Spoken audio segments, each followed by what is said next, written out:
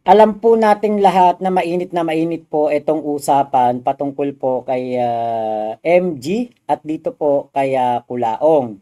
At humantong na nga po sa matinding kasuhan. Ayan, yan na lang masasabi natin, matinding kasuhan. Kasi nga po, etong si Kulaong, di ba, ay siya yung nagsabi na walang demandahan, pero nalaman naman natin na etong si Kulaong duwag at kumbaga wala pong isang salita at ano talaga kumbaga hindi talaga mapagkakatiwalaan ang bunganga nito.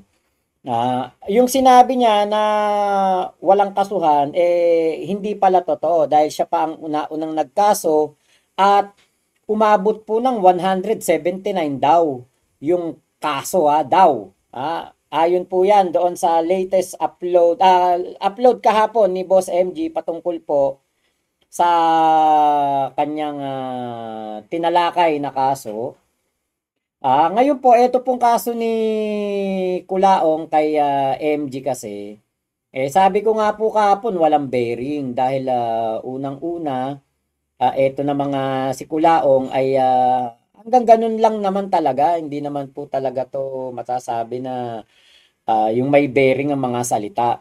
'Di ba? Nakita niyo naman nung pinuntahan ni Boss MG doon po sa kanyang subdivision hindi lumutang, hindi nagpakita. Nabahagang buntod nitong si Kulaong. Ngayon, may post po itong si MG patungkol po sa tinatawag na Philippine Loop. Ayan. Ito po nga sabi ni MG, Norman Gusgusin, dapat ngayon pa lang nagpipilipin loop ka na sa mga prosecutors Ang oras ay umaandar, make sure handa ka. Marami-raming mga tao to at marami-raming problema to. Alam natin hindi nagsasalita ng hindi totoo si MG. Pagdating dito sa issue kay Kulaong, napakatotoo niya at talagang lumabas ang pagiging may bayag, malaki kalembang at hindi po natatakot sa isang Kulaong etong si MG. Yan nga po, kanya pong sunod na comment, masyado mong minamaliit ang mga bagay-bagay. Yan ang makakapagpabagsak sa iyo. Which is, yun po talaga ang nangyayari at yun po talaga ang mangyayari at wala po talagang ibang papupuntahan si Kulaong kung hindi po pabagsak talaga. MG pa lang po yan. What more pa po kasama ang kanyang pamilya. Ang kanyang asawa at ang kanyang nanay ay tingin ko po ay magdedemanda din po dahil nga po pinagsalitaan ito ng hindi makatotohanan at napakabastos po para sa mga kababaihan. Isang malaking kabastusan po para sa mga kababaihan na tawagin nyo po silang P.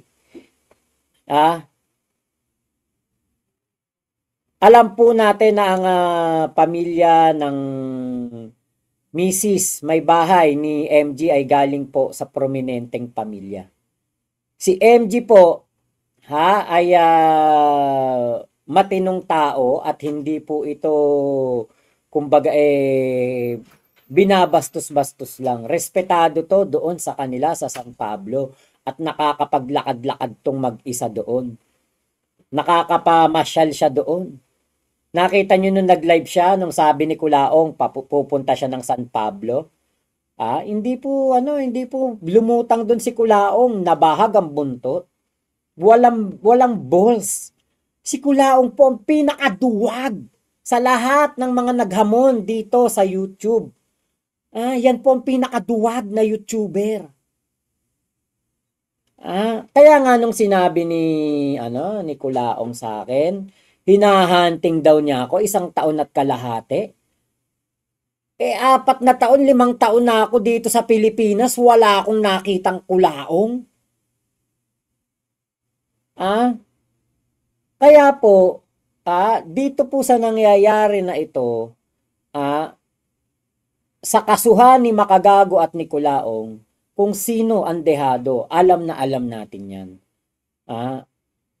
Huwag na tayo magbase sa SOCMED, yung mga views, supporters. Kay Kulaong, meron man nanonood, tinatarantado na lang siya, pinapa-shoutout si Luffy, pinapa-shoutout sila San Goku, sila Gohan, si Frieza. Pinapakanta ng mga yung mga kanta na mga lyrics ng kanta, ginagawang comment at magbibigay ng advice si Kulaong. 'Di ba? Kaya po alam natin na dito po sa sitwasyon na ito, si Kulaong po ang pinaka-dehado.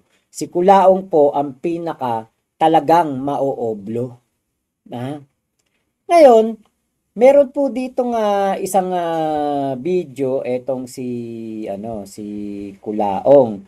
At sa video po niya na ito, nako sabi ko nga parang to talaga, parang loko-loko talaga tong si Kulaong.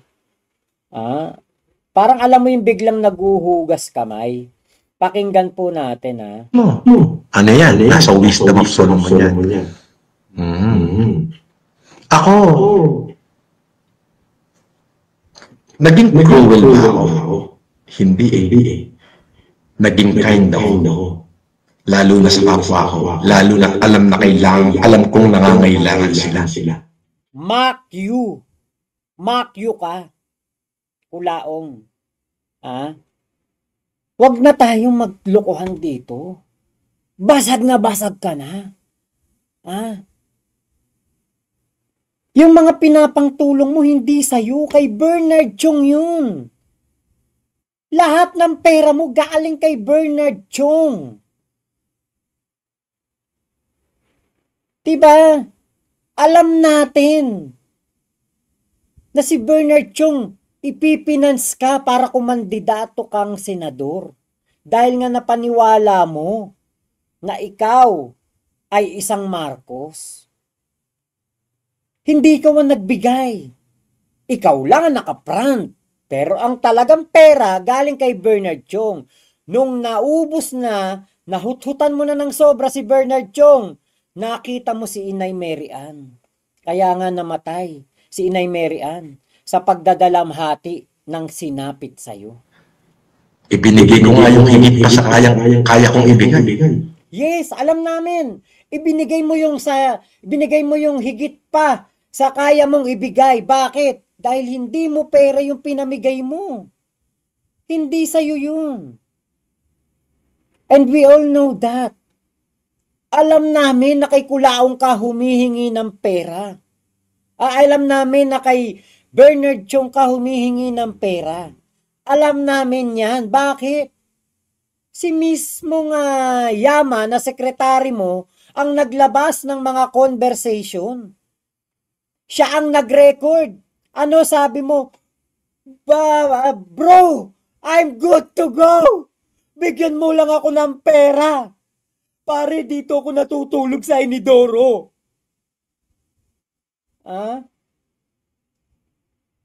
Alam natin yan, Kulaong. Kay Bernard Chong ka, kumukuha ng pera. Kay Bernard Chong ka, kumukuha ng mga ipapamigay.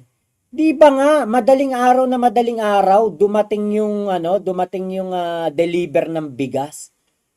Kulit ka ng kulit kay Bernard dahil ayaw ibaba ng mga pahinantay ng truck yung bigas dahil hindi mo pa nababayaran. Kulaong. Tama ni panloloko. Gusto mo ba talaga na pagbalik mo ng oblo, ang legasiyang iiwanan mo sa mga tao na naniniwala pa din sa'yo ay panloloko? Yan trabaho mo na yan. Sa tingin mo, mabuti kang tao. Your soul will be destroyed. Yes. Your soul will be destroyed. Kulaong, sino kaya yung may kasong human trafficking? Sino yung may kasong mga land grabbing na pinabasura yung kaso?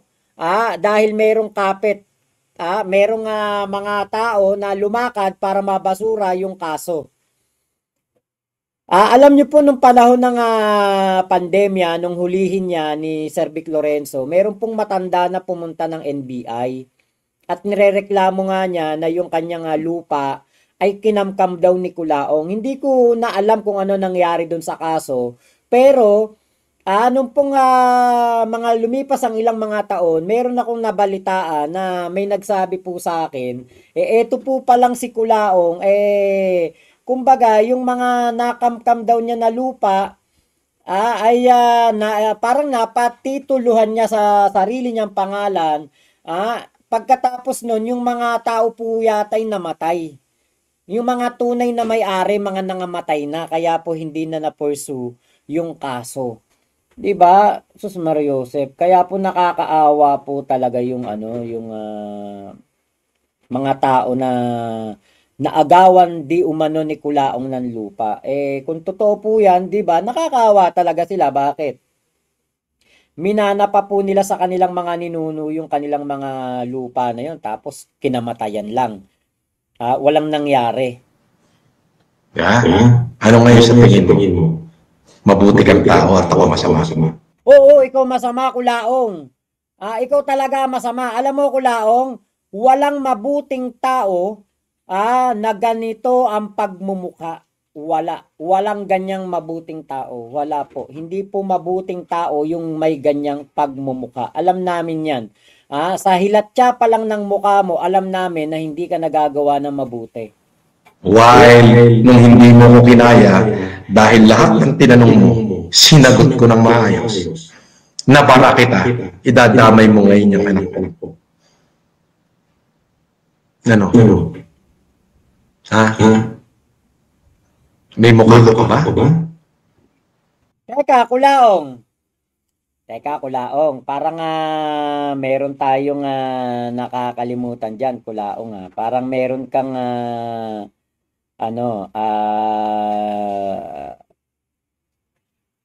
teka, i-play natin to kasi maganda po natin to Teka, Kulaong, sa pagkakaalam namin, 'di ba, ay ikaw yung ikaw yung tao na nandadamay ng pamilya. Alam namin na ikaw ang nangdadamay 'di ba? Eto, tingnan nga natin, hanapin natin yung video. Kasi Kulaong, sa pagkakaalam namin, ikaw ang nangdadamay ng anak. Tignan nga natin kung ito yon. Pero ito na sasabihin ko, di ba marami kong sinasabi sa akin. O pag nagkasalubong kami, ganun lang kasimple yun.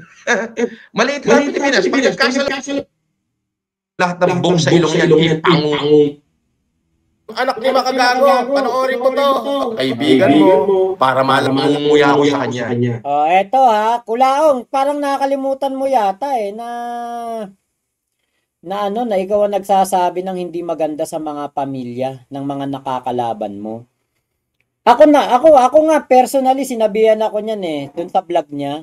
Papadukot niya daw ako sa Malaysia. Tapos ang sabi niya, alam niya kung saan nakatira yung pamilya ko. Kaya po, 'di ba? Kulaong, alam natin naman kung sino talaga nandadamay ng pamilya. Ulitin ko, araw-arawin kita hanggang sa mapanood ng anak mo, ng kaibigan mo, para hindi ka ba nahihiya mapanood ng anak mo to? Mapanood ng pamilya mo to? Na, puta, wala ka palang bayad, duwag ka. Yung anak ni Makagago, panoorin mo to. Yung tatay mo walang bayad, nakabalat.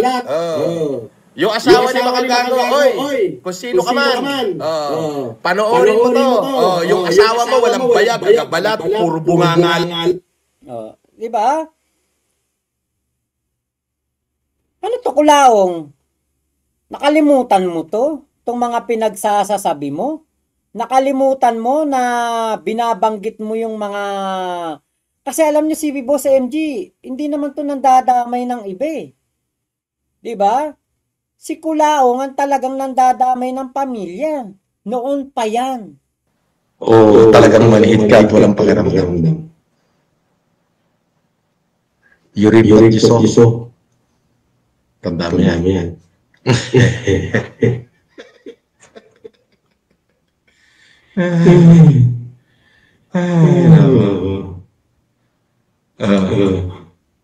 Wala naman mananalo sa'yo. Kahit NBA, hindi nga nanalo sa'yo. Pero nakulong pa rin ako. Oo, hirap din nun. Grabe. Tinatad ako ng kaso doon. Nakalaya nga lang. Diba? Kaya po siya nakalaya, dahil napayagan po siyang mag-bail doon sa kaso niya na human trafficking. Yun po ang katotohanan nun. Pinagkakalat niya ko ano daw siya. Absuelto daw siya, acquit daw siya sa mga kaso niya. Dun sa anti-alias law hindi niya pwedeng sabihin na acquitted siya, hindi siya kriminal, hindi siya convicted. Dahil nakita po natin sa mga nakapost sa SOCMED, nakalagay talaga yan. Ayun Nakalagay po sa DCRH na siya po ay convicted siya sa anti-alias law. Kaya nga 3 taon siya nakakulong. Hindi po maitatanggi andyan sa DZRH. Kung mali itong DZRH, idemanda niya DZRH, di ba? Kasi pinost guilty sa kasong paglabag sa anti-alias law. May papeles, papeles nakalagay, nakapost yan sa DZRH. Hanggang ngayon makikita nyo pa rin yan, hindi yan binubura. Ayan ang papeles katabi ni Culaong. Nakalagay dyan, guilty beyond reasonable doubt. Kaya po, di ba, yan ang mahirap di ba? Yung mga katarantaduhan nitong si Culaong, akala mo talaga mga totoong-totoo ang kanyang mga sinasabi. Ngayon, for membership only na video ni Boss MG, kanya pong sinabi doon na etong si Culaong ay parang nagpo-forum shopping. Bakit? Kung saan-saan po kinasuhan etong si Boss MG. Kinasuhan sa La Union, kinasuhan sa Isabela, kinasuhan sa Ilocos Norte. At ang kaso po, iisa lamang. Hindi po pwede yun. Kaya nga po ito ang sabi ni Makagago, Norman Gusgusin, dapat ngayon pa lang nagpipilipin loop ka na sa mga prosecutors. Ang oras ay umaandar, make sure handa ka. Marami-raming mga tao to at marami-raming problema to. Masyado mo kasi Culaong minamaliit ang mga tao. Minamaliit mo si MG, minamaliit mo ang mga First Lady. Pero mo si First Lady Liza Araneta Marcos, pinagkakalat mo, nangutang sa'yo ng 40 million. Ang asset ng mag-asawang PBBM at Liza Marcos, nasa 300 million. Yung kanilang mga ari-arian, nasa bilyon. Tapos mangungutang sa'yo ng 40 million. Kaya nga, di ba, hindi makapaniwala etong si Madam Imelda Marcos nung sinasabi ni Culaong yan, sa harapan mismo ni Madam Imelda Marcos, Sus Mariosep. Kaya po wala, Culaong, medyo talagang mukhang kung hindi ka man magpapasko sa kulungan, baka ikaw ay mag-Valentines o magpasko ng pagkabuhay sa kulungan. Yung sabi mo, dapat 6 months, ikaw ay makakakuha ng 1 million subscriber sa YouTube, May 23 yun. Ewan ko lang kung aabutin mo pang 1 million sa May 23. Diba? Alam nyo, tama yung damit ni Boss MG dito kay Culaong. Yung nakasulat dito sa damit niya. Ni Boss MG, nakita ko yun Alam niyo kung ano yung nakasulat? Repent. Culaong, mag-repent ka. Maghinay-hinay ka. Huwag mong maliitan ng NBI, sabi mo, sasampalin mo, sabi mo, takot sa'yo. Culaong, wala kang lakas, hindi ka Marcos. Hindi ka makapangyarihan. Kutong lupa ka lang. Kutong lupa ka lang. Ha? Dumi ka lang sa kuko ni MG. Dumi ka lang sa kuko. Sa talampa, saan pa, sa paa, hindi sa kamay. Dumi ka lang sa kuko, sa paa ni MG. Ha? Kung merong mang mabaho dito, alam namin ikaw yun. Kung merong mang mabaho pagkatao dito, sigurado kami, ikaw yun. Nasa hilat yan naman ang mukha mo eh.